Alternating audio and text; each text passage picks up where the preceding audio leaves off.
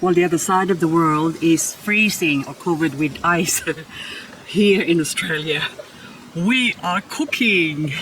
So look what happened to my poor little plant here. This is pink witch Zaragoza.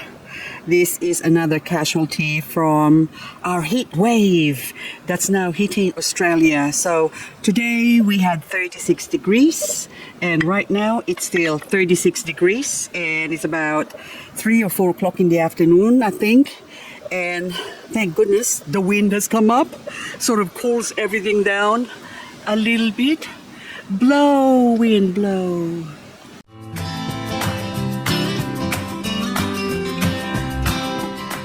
Two days ago, I butchered my crested blue curls, or actually blue curls here. Look how beautiful that is.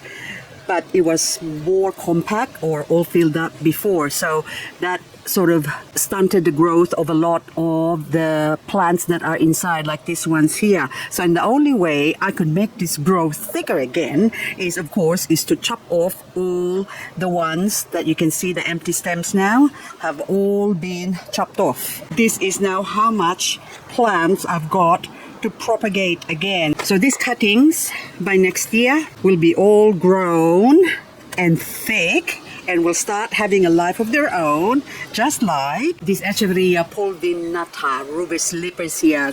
Look at them, look how thick they are, whereas the mother plant has now died after it got hit by the frost. Look what happened to it. So this is the effect of the frost we had last winter, and because I propagated them last autumn, this is now the plants that I have. So compared to just one plant before, now all this multitude of crested, and of course I get some normal growth as well, or non-crested one.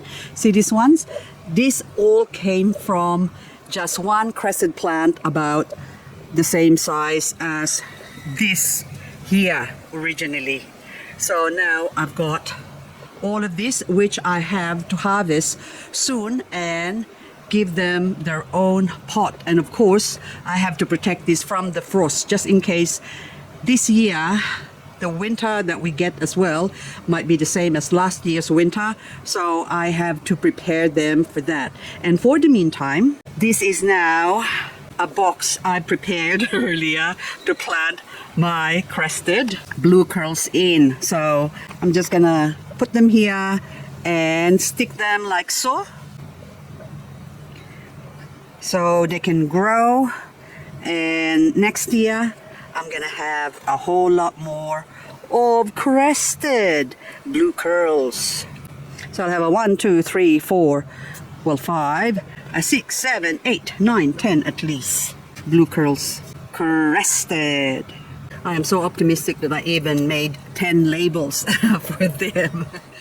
This is my poor maple or Japanese maple tree. Look at that.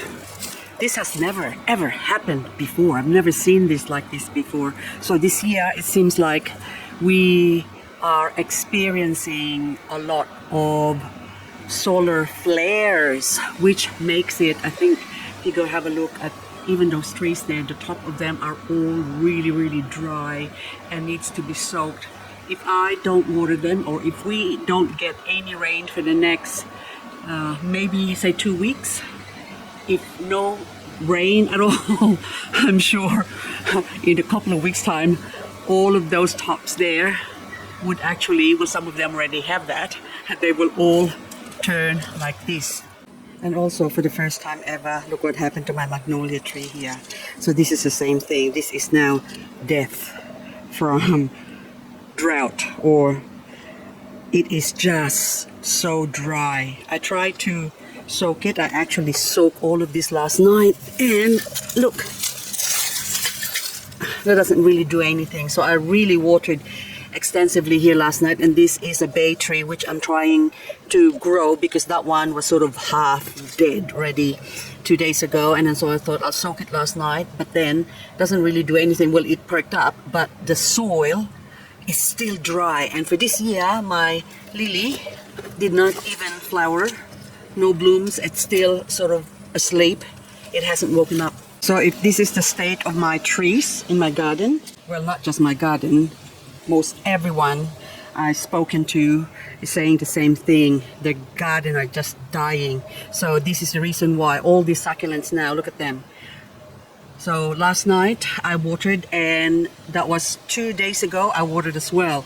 And within, see, this was soaked last night, and now it's really light and dry. So especially the ones that are exposed to the sun. So like this, I have another poor thing. So what I'm gonna do actually, if is actually one, I should really cover this, or if not, I have to bring them somewhere or put them somewhere where they're not gonna get hit by the sun at all. A lot of these ones that are sort of semi-protected here, no direct contact in the sun, these are the only ones that are sort of growing. You can see they're nice and healthy and plump. I mean, even this agavoides here, I mean, the ones that are sort of exposed a little bit here gets burned here and there, but this is just an indication that as the years go by, we are going to get some more burning in summer. It's not just a heat wave, it's really the sun. It's the sun. So I'm just looking to see what damages had been done to my plants, and you can see even that. So these have been soaked as well. See, that's still heavy, but 2 days ago I watered it, and then that was still okay or looked better, but then now look, poor things. This Cresula volcansii has been drowned, but now it's sort of like half. It's sort of light. And this one here, small pots like this, my poor Fiesta Ionium, it's also light, whereas I actually gave it extra drink last night. I really soaked this area. Now this one, this is still nice and heavy because it's in a big pot. So that one, you can see that's all really wet. But the ones that are in small pots, like even this one here, that one feels heavy, but you can see that's also burned. Yep, the surface or the top is still dry. Underneath it's wet, but that's not enough water for the plants to sort of thrive. See, these ones here, the ones that are protected underneath, they're doing much better than the ones that are exposed to the sun. So every year I have to change the way I look after my succulents. So also with the different varieties as well. So look at this one. So I get to learn, well, I have to actually not learn, but come up with new ways of growing them and protecting them, especially if you don't have a place where you can sort of have them covered, like say a greenhouse or a glass house where they get plenty of sunlight. Like these ones here, these ones are just exposed. So actually last night I gave them extra loving, and now it's all dry, and you can see that even that one. So it's not enough to just sort of water them, because within a couple of hours, I would say, in small pots like this, they are going to dry up. My Bronze Delight looks delighted. They're all nice and plump because I have them growing in water. So that's sort of halfway ready. I did not top it up just to see how long before they start wilting. I am terrible. I'm just putting my plants with the ringer, but it's just how it goes. But this one now, I've been meaning to transplant that, but I just kept forgetting all the time because I've got more pressing matters to attend to, like this pot here. So this is just my propagation, and I need to really keep them moist because you can see that the soil on the top. So these ones here are mostly leaf propagations, and if I go check, you can see that underneath that's moist, but the top sort of dries up really quick. And these little babies, a lot of them, their roots hasn't grown yet, so they will need to sort of kept moist basically. I am gonna give them extra drink, so water them again so they will grow, continues to grow, or else they will just grow so slowly and eventually they will die. So this is the importance of keeping them moist. That's for the babies, but mature plants, especially in the afternoon, can be given an extra helping, especially with the small pots here. So those teeny weeny pots, I give them an extra drink as well, but really saturated. You like so.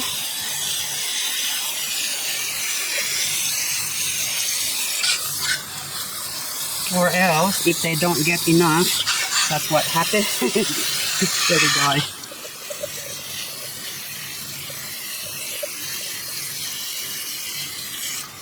Look at these cute ones here. You can see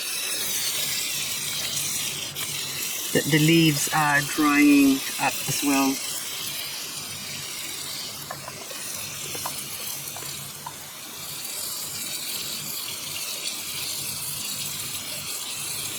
So this is another cubic frost that's sort of variegated that I actually chop off the top. And then now lots and lots of babies are growing, and those babies are not going to grow if they are not continuously provided water to drink, because to grow they need some liquid. No liquid, no growth, and they will look pretty, go pink, and then die. So this one as well, this little one here used to be a big one, and then now it has shrunk because stunted growth. And then this one, Barbariana variegated. So the mother head of this plant is that one next to it. So that was actually wrinkled before when I chopped it off, and then now it has puckered up or plumped up. But I have to keep giving them some water, especially these ones. I need to just water until, yep, dripping in the bottom. That's good. Now this area here, a lot of them are also dry, especially these ones here. I've got some seeds in there that I planted. It's not going to grow until autumn, basically. Right now the seeds are also dormant.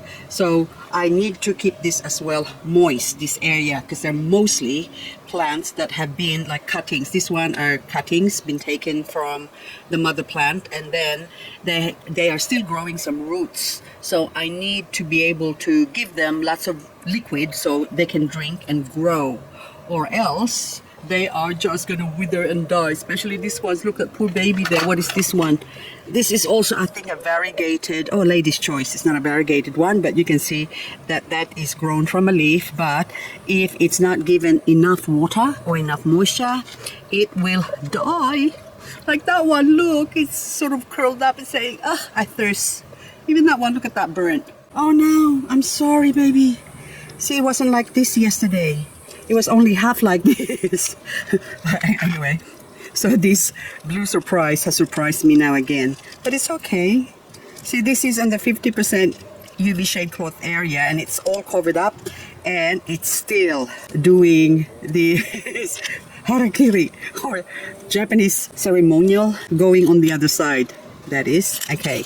Now that one, look, dry underneath. Anyway, I'll attend to that one, and hopefully I will get some plants out of those leaves. So my variegated area here, even though this one now, oh, nice and plump, that's good. And my bluebird monstrose is growing. Look how tall that is now. So I'm gonna grow that. I'm gonna keep there's some dry leaves in the bottom, but I am going to keep giving that lots of water so it will grow tall and have like a bluebird, sort of maybe about that high. So hopefully my Echeveria mungadness. This is now at least 5 years old, this plant. And my original plant, which is this one, I haven't propagated it or chopped it off, or, well, actually tried to grow some leaves, but it did not grow. And so after many, many years, eventually it did produce now all these little babies here.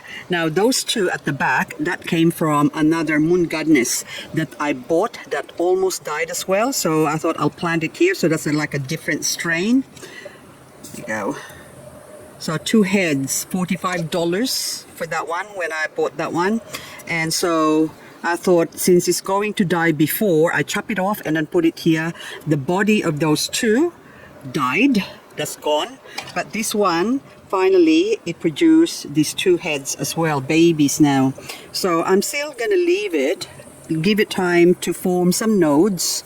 So that node there, it's still sort of young. I want it to sort of start growing roots. Once it starts showing some roots on it, that's the time I'm gonna chop that off and plant it. Because a lot of people, they sell some cuttings, and when they sell the cuttings, sometimes the plant is still too young to grow, and then that's the reason why it's taking a long time for a lot of them to grow. So if you give them some backbone. Basically, that's what I call the mature nodes, that sort of growing roots. Then you are giving them a better chance of growing and not struggling like this mother plant now. So this one, I'll just clean up the back here, so I don't want to damage Mummy. And this has gone through a lot as well. It's experienced some powdery mildew, and then after that it got attacked by mealybugs, so it was struggling for a long time. But at least now I'm happy that it's gonna give me 2 babies, but I just have to wait a few more, maybe a couple of weeks or something, before I could actually harvest that, when they start showing roots. Basically, I just noticed this ester, so variegated, and this is called Esther. I'm just wondering if this is the same plant as the moon goddess as well, because they do look very similar. I think Esther might be just a little bit fatter, and moon goddess might be a little bit pointier and having more red edges, but I think they might be one and the same plant. So I don't know, just have to wait and see, because this one as well is also struggling. This has struggled to grow for a long time now. So I've had this for at least 3 years, and I paid $25 for that, maybe about even 4 years, and still it's not growing very well.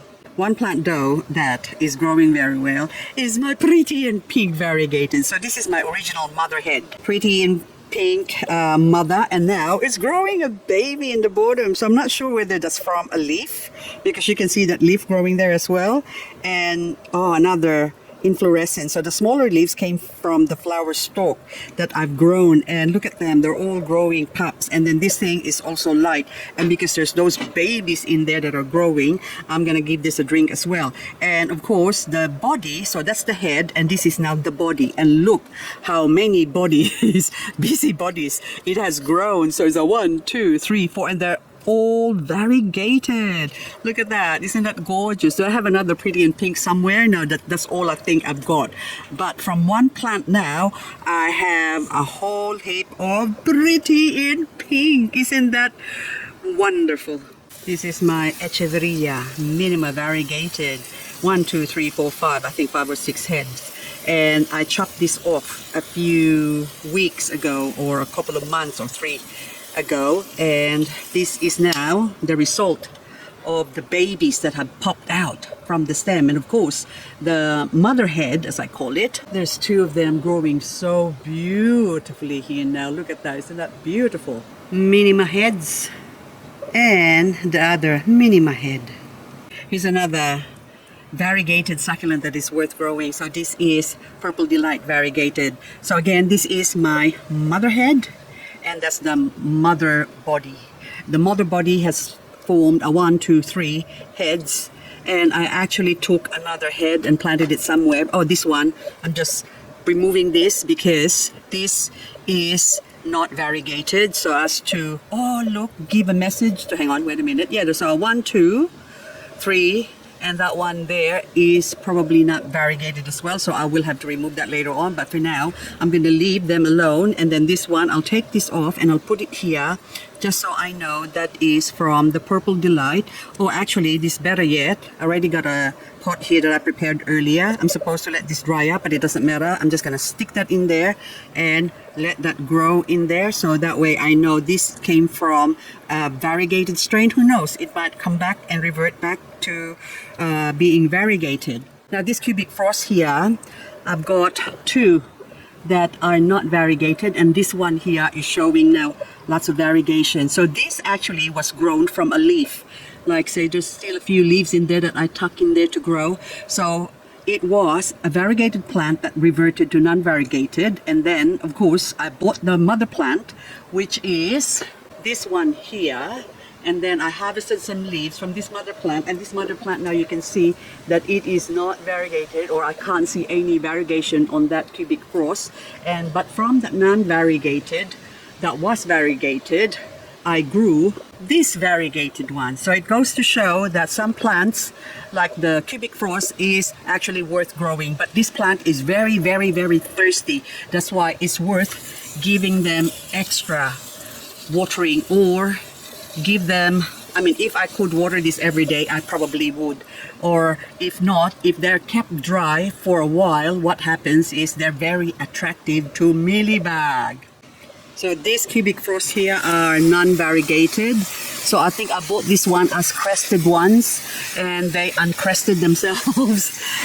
So, oh, but this one, are you variegating? This kind of looks like it's variegating as well. So, but that remains to be seen. But anywho, I like to give them extra watering so that they will grow, baby, grow. And also another one here. So this one now is, these are actually propagation cuttings I've taken from my crested one that rotted before. And this one seems to be growing really well. So I'm going to give it an extra watering as well. So this Luella, it's already dry again. This is a variegated Luella. This is one succulent as well that is really, or that is variegated, that is really worth growing because they are so easy to grow. And you can see that it requires a lot of watering as well. So that's been watered last night, and yet look, there's a little baby there. And so I think I am gonna stop putting it up here. I'm gonna put it somewhere a little bit more tucked in, like here, and let that have more water. That way it will not dry up so quickly. So anyway guys, I think that's all I've got for this video. So I'm gonna give more of my carny color here that are all grown from inflorescent leaves. Look at them. So this is a couple of months or 2 months ago when I actually planted them here, and they are slow. And the ones that are on the akadama, I actually put I think some smaller ones, they are still growing slow, and these ones here, which has got direct contact with the soil, are growing much faster than the ones that has got some akadama.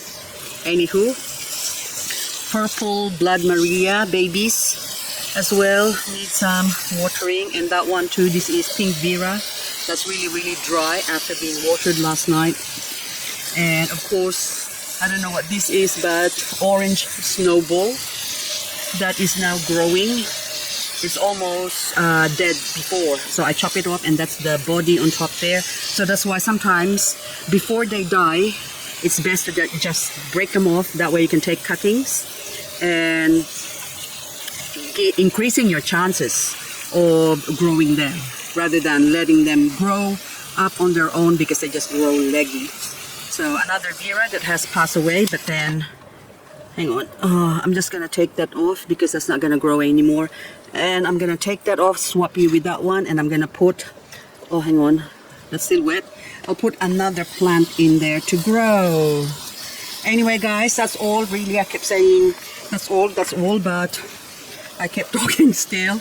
I still got my blue curls to water, and also some of these pots here that are just dry, or else, oh poor babies, there's this one, oh so many that's just dry from the heat. There you go. Oh hello, Pat's Pink. I am going to chop your head off as well, so that way you can grow again. So this is again a Pat's Pink variegated that is worth growing because this is the head, and the body is this one. So Sedivera Pat's Pink. Is that sedum? Did I say? Never mind. Anyway, so on the center you can see a 1, 2, 3 maybe variegated, but a couple of them are not variegated. So this one I'm gonna chop off. Okay, I'll just put you there for now, and then I am going to remove a couple of the leaves, hang on, to grow, and then off with its head. There you go. So hopefully I can have more Pat's Pink, especially, there's a bit of mealybug I think, no it's dry now, more Pat's Pink to grow on the stem there. And also this one, because they're non-variegated, I'm gonna cut them off, hoping they get the message and say, look, you're not variegated, so you better variegate yourself or else you are gonna get culled. Okay.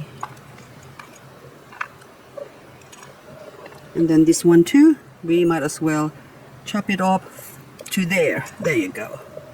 because I just saw a little baby there. Hopefully that baby will say, yes, I am gonna variegate. Okay.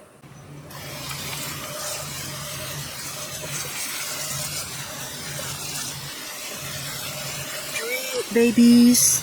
Drink.